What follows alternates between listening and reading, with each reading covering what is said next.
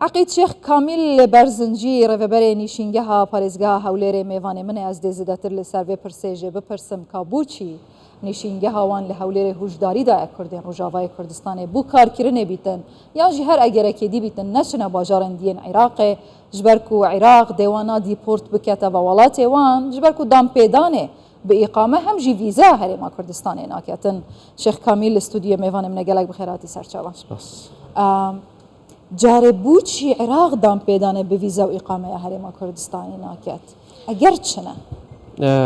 Hokarekê ew ye سیستەمی ڤیزەی هەرێمی کوردستان لەسەر سێ بنەما ڤیزەی کارکردن، ڤیزەی سەردان و ڤیزەی گەشتیاریە. ئەم جۆرە ڤیزانە تایبەتن بە هەرێمی کوردستان. واتە کەسی بیانی کە داوای ڤیزە دەکات دەبێ سەردانی شارەکانی هەرێمی کوردستان بکات و ئەگەر بۆ دەرفەتی کارکردن بێت پێویستە بە گوێرەی ڕێنمایی وەزارەتی ناوخۆی حکوومەت هەرێمی کوردستان تەنها لە چوارچێوەی هەرێمی کوردستان کار بکات. ویزە چاوەیە جوداهی دنابەرە ڤیزەیە هەرێما کوردستانê و یا عێراقی و ئیقامەیە عێراقی و هەرێما کوردستانê وەکو یاسا هەمان یاسایە هیچ جیاوازیەک لە یاساکە نیە بەڵام ئێمە لە وەزارەتی ناوخۆ ڕێنماییەکی تایبەتمان بە ڤیزا و نیشینگە هەیە.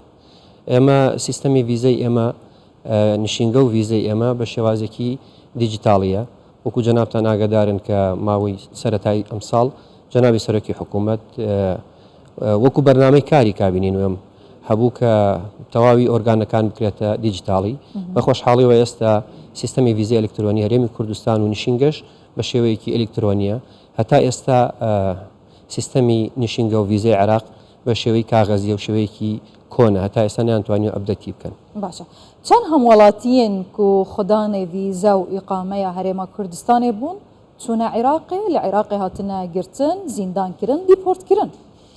بەداخەوە لە ماوەی ڕابردوو چەند کەسێکی پەناخوازی کەسی خەڵکی سووریا ڕویان لە شارەکانی باشووری عێراق کردبوو لە بەغدا لەوێ دەستگیر کران و ڕەوانەی سووریا کرانەوە کەەوە تەنانەت ڕێکخراوی UNHCR لەسەر ئەم بابەتە هاتنە دەنگ کاردانەوەیکی نێگەتیڤی هەبوو لەبەرەوە کەسانی پەناخواز کە ڕویان لە هەرێمی کوردستان کردووە هاتوون وەکو پەناخواز ڕویان لە ئێمە کردووە. بەڵام بەداخەوە لەلایەن هەندێک جار لەلایەن خەڵکانی قاچاقچیەوە یان دەیان بنە شارەکانی باشووری عێراق یان لە بەغدان لە شارەکانی تر و مامەڵەیەکی نامرۆڤانیان لەگەڵا دەکرێت بەوەی کە یاسایان شکاند و لە کاتێکدا ئەوانە بە شێوەیەکی فەرمی هەندێکیان پەناخوازەکان ئەوە لەبەر بارودۆخی ساڵانی ڕابردوو کە هەبووە ڕویان لە هەرێمی کوردستان کردو لە چوارچێوەی پرۆگرامی UNHCR بە هەماهەنگی لەگەڵ حکوومەتی هەرێمی کوردستان و ڕێژێکی زۆرن کە ئیدارە دەکرێن لە کەمپەکان.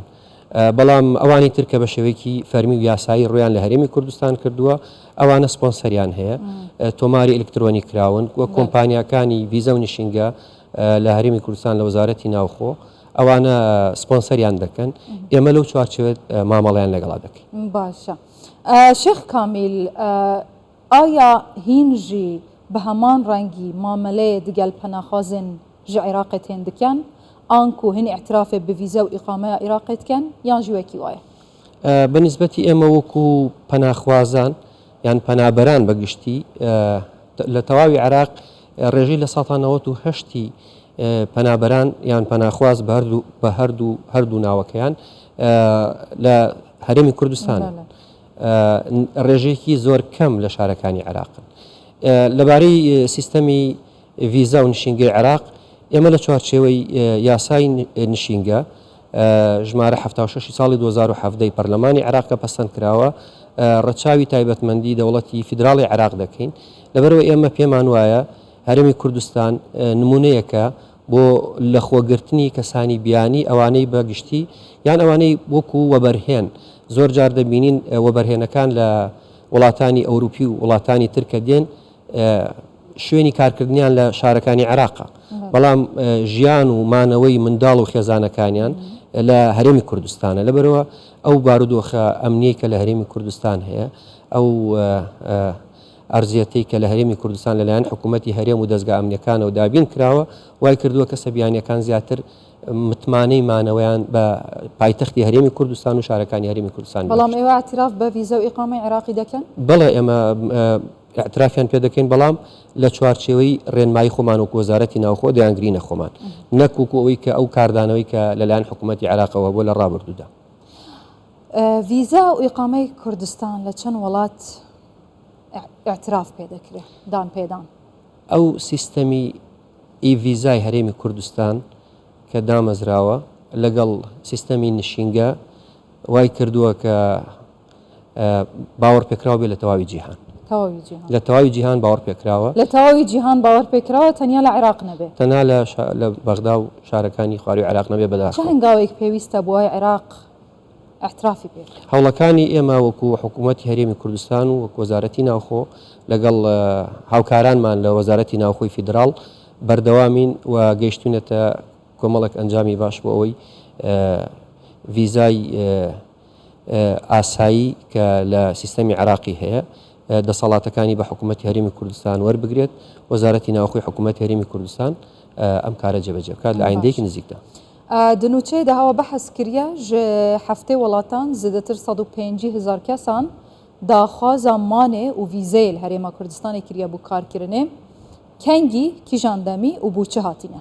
تەنها ئاماری ئەم ساڵ 150,000 کەس مانەوە نشینگەی ساڵانەیان بیانی لە هەرێمی کوردستان هەیە، بەڵام ئەم 150,000 کەسە هەمویان ئیشکەر نین. ئەمانە ئەگەر وەکو خێزانی ئەوروپی یان وڵاتانی تر تەماشا بکەین لە چوار کەس پێک دێت، سەرۆکی خێزان لەگەڵ هاوسەر لەگەڵ دوو منداڵ بەگشتی ڕێژەی خێزان ئەوەندەیە. ئەمانە مانەوەیان هەیە، واتە نزیکەی 35,000 کەس بۆ نمونە بەگشتی لە پایتەختی هەرێمی کوردستان بیانی کار دەکەن، ئەوانی ترش خێزانەکانیان.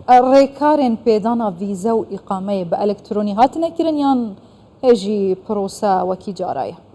بە شێوەیەکی گشتی بە شێوازێکی ئەلکترۆنی بەڕێوە دەچێت و ئەفسەر و کارمەندانی ئێمە شارەزایی و پسپۆرێکی تەواویان هەیە. تەنانەت هاوکارانمان لە حکوومەتی فیدراڵ چەندین جار سەردانی دامەزراوەکانی وەزارەتی ناوخۆیان کردووە، نشینگیان کردووە و چەندین جار هەوڵیان داوە وەرکشۆپ و کارکردن بکەن بۆی بتوانن لە ئاستی تواناکانی ئێمە بن. ڤیزا هەرێما کوردستانی دە هەر مینیت ئەلکترۆنی یانژی دەبیتە ستیکەر وەکیت وڵاتێت؟ ستیکەر لە کاتێکدا کە ئێمە هەتا ئێستا لەسەر سیستەمی لەو شێوازی ڤیزەی کە هەمانە ڤیزەی سەردان و کار و لەگەڵ ڤیزەی گەشتیاریە بەم شێوەیە ئەلکترۆنیە و ڕاستێکی شەیە زۆر لە وڵاتانی کەسانی بیانی وڵاتانی ئەوروپی زۆر جار ڕەنگە بە باشی نەزان کە ڤیزەی ستیکەری هەندێک وڵات بچێتە سەر پاسپۆرتەکانیان لەبەرەوە زیاتر داواکاریەکە لەسەر هەرێمی کوردستان. باشە ئەم هەوڵاتیان کو لە هەرێما کوردستانی وەکی ئاوارە دمینن و چنە عێراقی جەنابێ هەواژی بەحث کرد پێشتر و پرانیاوان خەلکی سووریا و ڕۆژاوای کوردستانینە لە عێراقی ڕوبڕووی ئاستانگیات بن ji ber vîza û îqameya Herêma Kurdistanê çendîn kes hatibûne girtin di nav de jin û zarokê bûn û kes hatine dîportkirin. Aya ji bo vê nedadiya beramber van awareyan dihêtekirin ku mêvanên me ne hewa çi kiriye?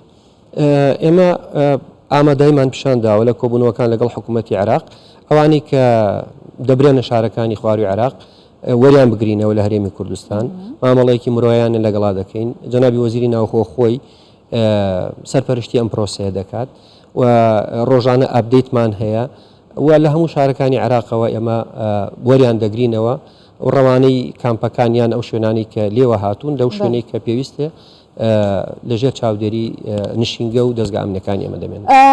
عقیت ئەو کەسێن و داخوازکرینە لە عێراقێ و لە گۆڕی سیستەمێ داخل دەبن هین ڤیزا و ئیقامەیە پێدان و سەراستە عێراقی داخوازکرین یان بەروواژی یعنی سیستەمێوە هەفگرتیە و ئەف کەسێن هەنێ بهێنە ئاشکراکردن و بهێنە گرتن ئەو کەسێن داخوازکری سیستەمی پایسس لە فڕۆکەخانە و دەواازە سنووریەکان هەیە بە تەواوی دەواازە سنووریەکان و فڕۆکەخانەکانی عێراق و گرێدراوە کەسی بیانی ئەگەر هات و داواکرااو بوو چ لەلایەن دامەزراوەکانی حکوومەتی عێراقیەوە یان لەلایەن هەرێمی کوردستانەوە ڕاستەخۆ لە سیستەمی پایسس دەردەکەوێت و ڕەوانەی ئەو شوێنە دەکرێت کە لی داواکراوە.